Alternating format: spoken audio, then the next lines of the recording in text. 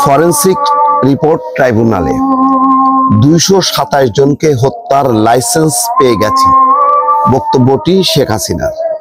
অর্থাৎ শেখ হাসিনার যে অডিও বক্তব্য, সেই বক্তব্যটা চেক করা হয়েছে ফরেন্সিক, এটার রাসায়নিক একটা পরীক্ষা। সেই পরীক্ষায় দেখা গেছে বিশ্লেষণ করে যে এই বক্তব্যটা শেখ হাসিনার। তার মানে 227টা যে মামলা হয়েছে, সেই মামলার তাদেরকে হত্যার লাইসেন্স সে পেয়ে গেছে। চিন্তা করছেন কত বড় একটা অসুস্থ মানসিকতা। এবং এইভাবেই কিন্তু 15 বছর সে একটার পর একটা অপকর্ম করে গেছে, কেউ তাকে রুখতে পারেনি। কত গুম খুন, তার কোনো ইয়াত্তা নেই। বহু মানুষের অস্তিত্ব আর নাই, ফলে সেগুলি আর বিচারও হবে না। যাদেরকে পাওয়া গেছে সেটাও বিচার করা খুবই কঠিন, কারণ 15 বছর ধরে, 1-2 বছর না, যে গত 2-3 মাস 4 মাসের এই সমস্ত ঘটনা না, এই সমস্ত ঘটনাগুলো প্রমাণ করা খুবই কঠিন।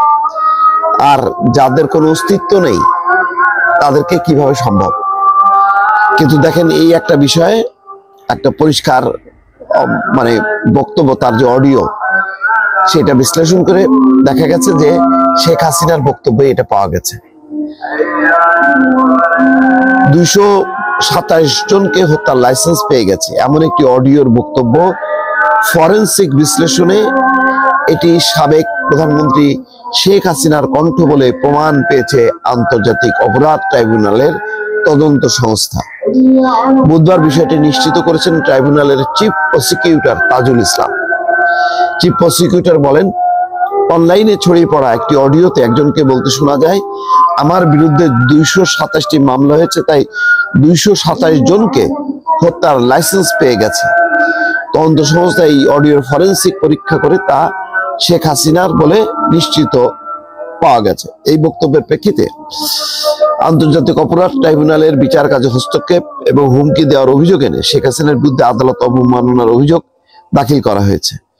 দর্শক খেয়াল করেন যে ওই সুরঞ্জিত সেনগুপ্তের একটা কথা মনে আছে না, যে বাঘে ধরলে বাঘে ছাড়ে, শেখ হাসিনা ধরলে কাউকে ছাড়ে না। শেখ হাসিনা কাউকে ক্ষমা করে না।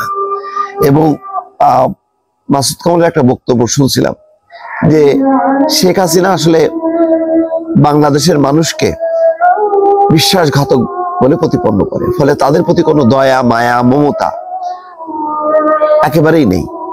তিনি মনে করেন যে তার বাবা যখন তার কাণ্ডের শিকার হয়েছে, এদেশের মানুষ প্রতিবাদ করেনি, তারা সেই হত্যা রুখতে পারেনি। শুধু তাই না, বরং হত্যার পর উল্লাস করেছে, কোনো রকম প্রতিবাদ করেনি। সেই কারণে সমগ্র বাংলাদেশের মানুষের প্রতি তার একটা ঘৃণা ও তাদের প্রতি একটা অশ্রদ্ধা, তাদের প্রতি একটি প্রতিহিংসামূলক মানসিকতা তিনি সবসময় পোষণ করেন। এটা কিন্তু বিভিন্ন জনে বলেছেন।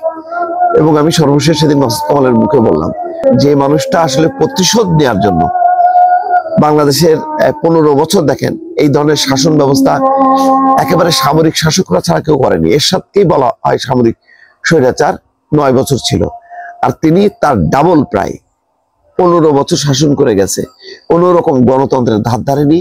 আর এটা করতে যে নির্বিচারে হত্যাকাণ্ড করছে, জামাতের শীর্ষ নেতাদেরকে মানে যুদ্ধাপরাধী নামে আসলে হত্যা করছে, শুধুমাত্র মানে বিএনপি জামাতের যে ভোট বলায় এই শক্তিটাকে মানে ক্ষুণ্ণ করার জন্য, যাতে জামাত শেষ হয়ে যায় এবং এরপর এই 5 বছর যদি টিকে থাকতো বিএনপিও যাতে শেষ হয়। এবং এই শেষ করার জন্য গুম খুন হত্যা কি না করছে। শুধুমাত্র মার্কিন যুক্তরাষ্ট্র যেদিন ফাইনালি স্যাংশন দিল 2020 সালে, তখন একটু তার বোধ ফিরল এবং একটু সংযত হইলো। এর আগ পর্যন্ত 2020 পর্যন্ত কি পরিমাণ র্যাবকে, পুলিশকে, বিভিন্ন সংস্থাকে সেই গুম খুনের কাজে ব্যবহার করছে। কেন? ক্ষমতায় থাকা। কেন?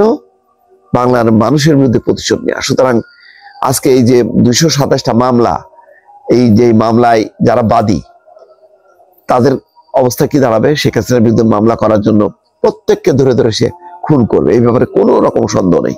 সেই বক্তব্যটাই কিন্তু পাওয়া গেছে তার অডিওতে, এবং একটু ফরেন্সিক ইয়েতে পরীক্ষায় প্রমাণ হয়েছে যে এই কণ্ঠটা শেখ হাসিনা। দর্শক ভালো থাকবেন, আল্লাহ হাফেজ।